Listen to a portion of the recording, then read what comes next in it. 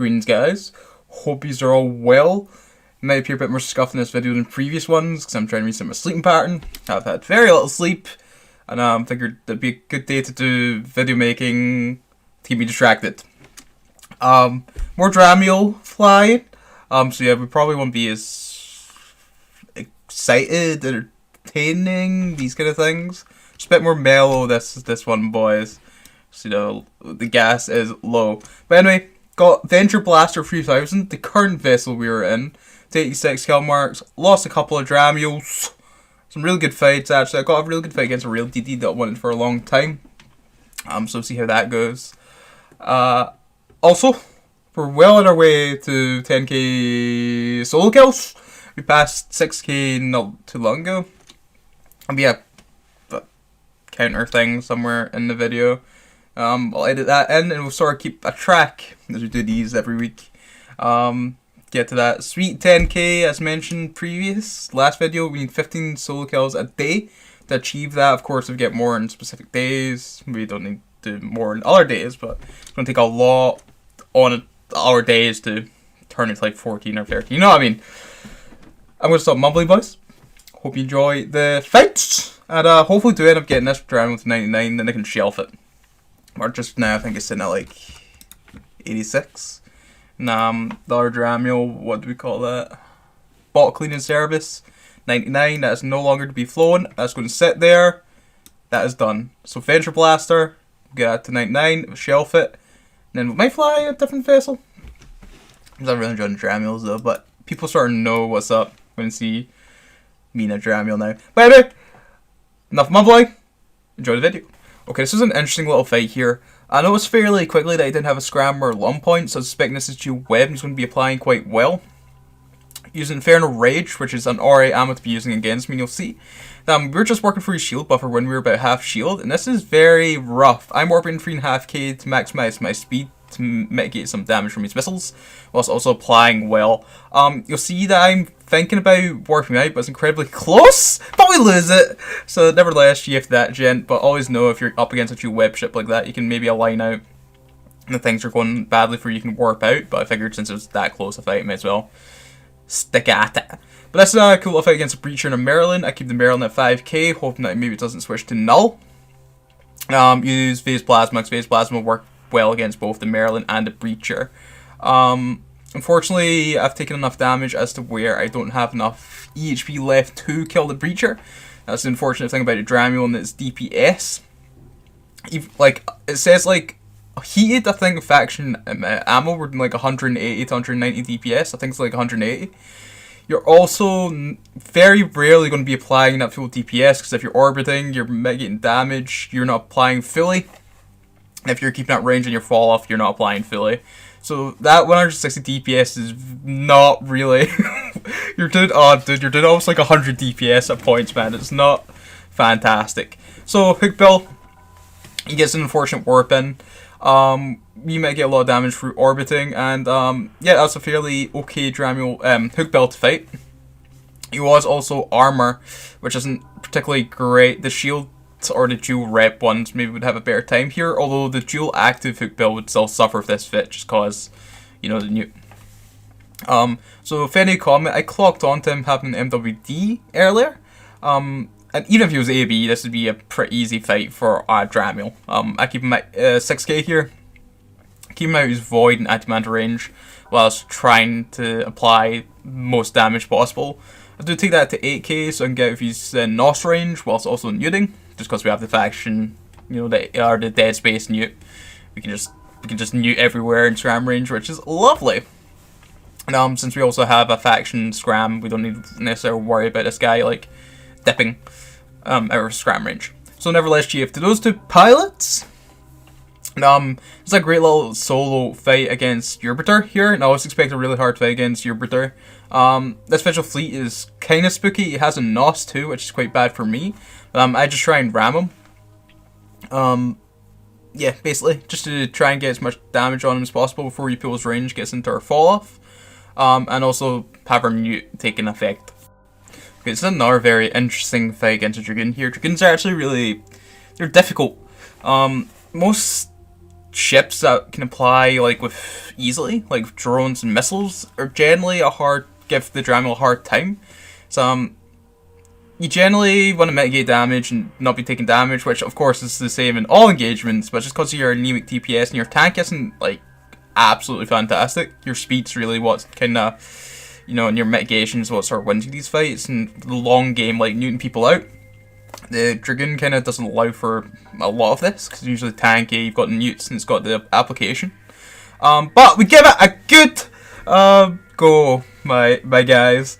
So yeah, I see that was really low. I pulled out, maybe kill some of these drones. I was hoping I would be more distracted, kill my drones whilst getting like this. I keep at range so I can apply fully. I think I've switched to hail at this point too. I did clock onto I'm using pulses, so this was a risky play and it doesn't pay off for me. Albina being very close. Maybe if we played it a bit better we could have had that. This is a 1v2.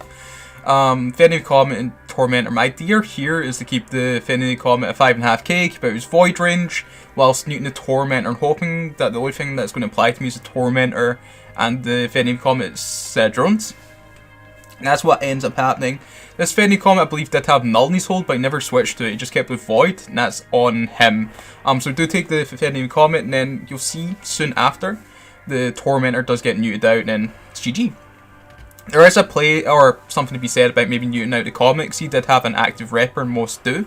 And that would allow us to kill the comic quicker. But I think if we did that and this Tormentor had its, you know, resources left, we wouldn't have been able to kill it, and we would have probably had to disengage. Hook Bell. Hook Bells are usually very, very hard for a drama, especially implanted ones. I believe apart from Brock's implants, it could be wrong. So this is a polarized rocket.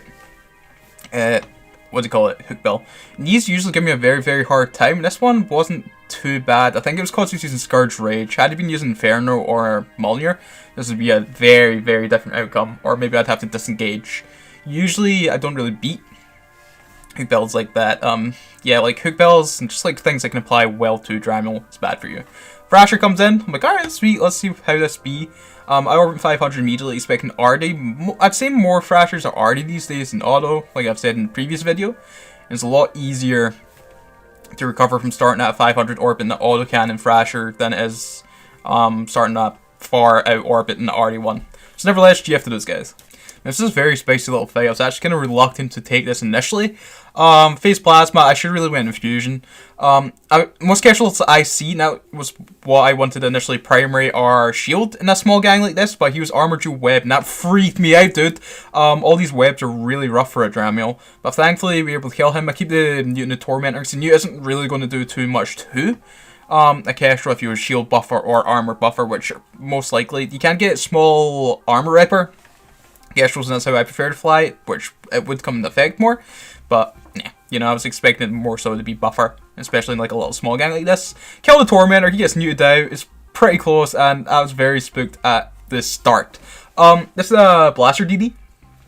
You see that I put my initial keep at to 10k, so the initial inertia pulls us off, just because the dual nanos have really crazy agility. DDs on the other hand do also have really nice agility, but this one was plated. You do see that he initially like starts to get into range, but just because it's taken so long, the Newt's probably taken effect at this point. We've done enough damage. Had he started really close at the start, it would have been so rough. This is against a real DD that I was mentioning, and I'm really, really, really, really surprised how this went. I kind of expect a real DD to be the counter to this, especially one for faction web that this one did. Like I think it goes out to 17. He didn't have the 90% web, he had the 83% web, and that might have actually been the same factor for it. He had the 90% web, and like, I don't know, he'd keep me at like 15 or 17 or something, and then just done a bit of damage, and then maybe come in a bit at the end. I think it was GG for the Daredevil. I do notice he's also having a really hard time applying damage. I don't know if he's like orbiting here or something. It's very peculiar, but he isn't able to pull enough range from our Newt. That's probably taking a huge effect. DDs don't actually have that great cap life. That's kind of the large weakness of a DD. If you can keep it in Newt range, you're GG. So I'm really surprised I took that. It was still a very hard fight. I always expect a hard fight off of Barathrum. This again says that Dramiel. Thankfully, he's similar to me, but I think he might have gyros. No nanos. I could be wrong. But since we're G-Node, and I have my new heated, we should always start winning the new war. Unless this guy is using Mind Flood or something. That's something I need to maybe start doing with my Dramiel. Just rock that our booster slot. Like, I think I can do a tracking booster or Mind Flood, I think, or the fall off one. I think they're still usable with Quaif and Overclocker, so I could do that. I just hate pre-rolling it. It's annoying. But yeah, I looked like we were losing that, so I ended up running. Nevertheless, GF to bar from for all those fights. Really good fight. And Mr. Debark may or may not get his revenge here. I do forget to pop my Quaif and Overclocker here, which might have been a deciding factor, but I don't think it was. You see that since I wasn't able to pull range there, I orbited, hoping to maybe newt him out whilst mitigating damage. It didn't look good. I panicked, tried to pull range. That didn't work out for me either. Nevertheless, GF to Mr. Debark. It was a good little fight. That is all the fights we had, boss. Some cracking little fights in there. I'm real surprised to that real DD. GF barfed him, of course. Yeah, get his Dramiel 299. We do lose some men. And like, my wallet is hurting so bad right now. But, gentlemen, I want to give you a little proposition. There's the finest of JFs being sold in Augur right now for 8.2 billion. Now that is about like 500 mil below market price. You know, if you're in the Bleaklands area, it's, you know, locally sourced JF, finest of Fidos, you know, premium Fidos, so your ship will be pristine. No, I'm kidding. Do buy it though. I need some Dramiel money. I think I also have some Macarios and like a Mad Citadel somewhere. Please buy those. Yeah. Okay. Until the next one, boys. Hope you enjoyed.